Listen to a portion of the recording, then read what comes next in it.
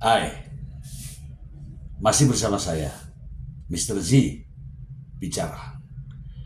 Tentu saja bicara tentang kebenaran berdasarkan fakta, data, dan realita. Teman-teman, hari ini ya ada sidang lanjutan terkait dengan kasus pemerasan dan tindak pidana pencucian uang dengan terdakwa Nikita Mirzani dan asistennya Ismail Saputra. Teman-teman, terkait dengan kasus ini begitu banyak menyita perhatian publik ya, dari masyarakat ya, pengamat hukum, kemudian para pakar hukum, uh, para ahli, dan juga praktisi, akademisi juga memperhatikan kasus ini. Karena kasus ini unik, teman-teman. Ini sidangnya yang penuh dengan drama, kemudian perilaku dari terdakwa yang setiap sidang pasti ada saja, sehingga menimbulkan banyak perhatian. Teman-teman sekalian, hari ini adalah sidang pemeriksaan saksi adecat, yaitu saksi yang menguntungkan Nikita Mirzani. Ini sesuai dengan jadwal ya teman-teman ya. Setelah beberapa kali sidang, kemudian hadirnya korban, kemudian saksi-saksi fakta, kemudian ada saksi de auditu, kemudian ada saksi ahli atau ahli. Kemarin terakhir adalah ahli PPATK dan ahli digital forensik.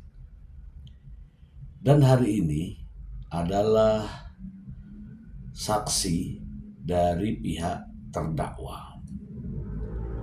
Kira-kira nih teman-teman, siapa yang dihadirkan? Namun sebelum itu teman-teman, saya ingin membacakan sebuah berita terlebih dahulu agar enak ya kita membahasnya, terkait dengan tuntutan ganti rugi Nikita Mirzani kepada Reza Gladys, dan jumlahnya fantastis. Langsung saja ke sumbernya.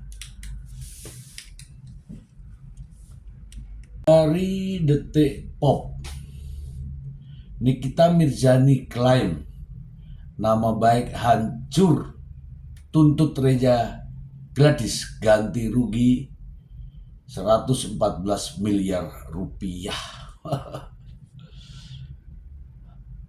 Kita bacakan ya teman-teman ya. Jakarta, drama antara Nikita Mirzani dan Dr. Reza Gladys ternyata belum selesai. Aktris 39 tahun itu melayangkan gugatan perdata ke Pengadilan Negeri Jakarta Selatan pada Rabu 10 September 2025. Menariknya, kali ini Nikita gak sendiri. Ia menggugat bareng asistennya, Ismail. Dalam dokumen persidangan, nama Dr. Reza Gladys Prestianisari dan suaminya, Dr. Ataubah Mufid, tercatat sebagai pihak tergugat. Gugatan ini masuk kategori wan prestasi alias ingkar janji, dan nilai tuntutannya bikin geleng-geleng kepala. Salah satu poin utama Nikita Mirzani meminta majelis hakim mewajibkan pihak tergugat mengembalikan uang sebesar 4 miliar rupiah. Menghukum para tergugat untuk mengembalikan uang sebesar 4 miliar rupiah tersebut kepada para penggugat secara tunai. Bunyi petitum tersebut. Gak berhenti di situ, bintang film ini juga menuntut kompensasi tambahan sebesar 10 miliar terkait dugaan wan prestasi kerjasama review produk skincare sejak 14 November 2024, menghukum para tergugat untuk membayar ganti rugi akibat perbuatan wan prestasi ingkar janji atas adanya kesepakatan kerjasama tentang review produk skincare, yakni 10 miliar rupiah, lanjut petitum.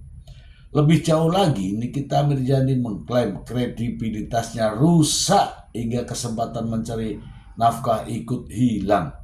Untuk kerugian non-material ini, ia menuntut 100 miliar rupiah. Wow.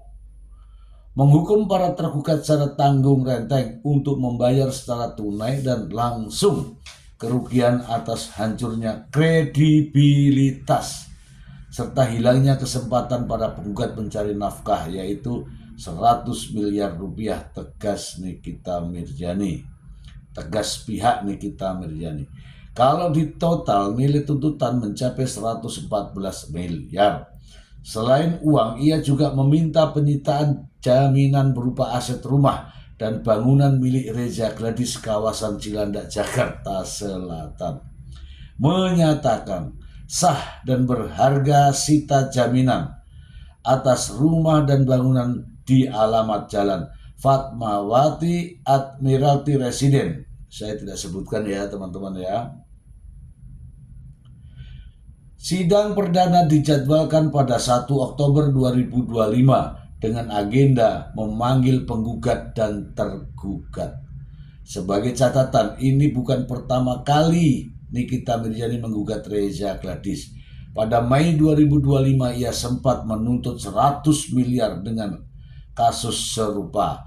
Tapi gugatan itu akhirnya dicabut pada Juli 2025 karena Nikita ingin fokus ke proses pidana yang juga melibatkan dirinya pada kasus tersebut.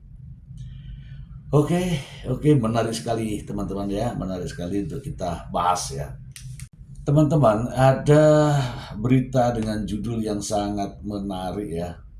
Nikita Mirzani klaim nama baik hancur, tuntut Reza Gladys ganti rugi Rp 114 miliar. Klaim nama baik hancur. Ya, begitulah judulnya. Ya, intinya begini teman-teman. Ketika kasus pidananya masih berjalan, ya, kemudian menggugat perdata dengan wan prestasi, masalah yang sama, tentu saja menimbulkan pertanyaan. Memang yang namanya gugatan perdata itu hak pribadi seseorang, tetapi ketika ditelisik terkait dengan masalahnya apa, masalahnya itu sama dengan kasus pidana yang dihadapi, yaitu terkait kasus pemerasan dan tindak pidana pencucian uang senilai 4 miliar. Nah, hasil pemerasan ini dalam kasus tindak pidana digugat ke perdata untuk dapat mensahkan 4 miliar ini menjadi uang kesepakatan. Begitulah kira-kira. Kalau saya membaca berita ini. Namun saya membaca dari SIPP dari Pengadilan Negeri Jakarta Selatan, ada satu lagi yang digugat, yaitu PT Bumi Parama Wisesa.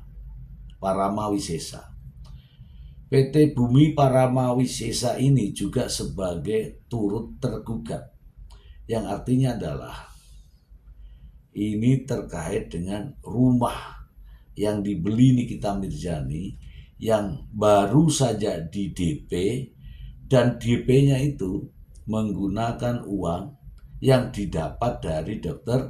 Reza Gladys. Apakah gugatannya akan diterima?